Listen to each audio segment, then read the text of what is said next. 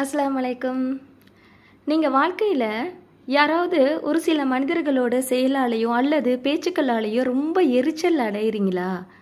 அப்போ அவங்கள பற்றின நினைவுகள் வரும்பொழுதெல்லாம் மனசுக்குள்ளே என்ன சொல்லிக்கணும் தெரியுமா? ஆமாம் போ, நீலாம் ஒரு ஆளா, நீலாம் ஒரு வெங்காயம் அப்படின்னு சொல்லிகிட்டே போயிட்டே இருங்க. அவங்க எல்லாம் ஒரு வெங்காயம்தான். ஏன் அப்படின்னாக்கா, இந்த வெங்காயத்தோட தன்மை என்ன?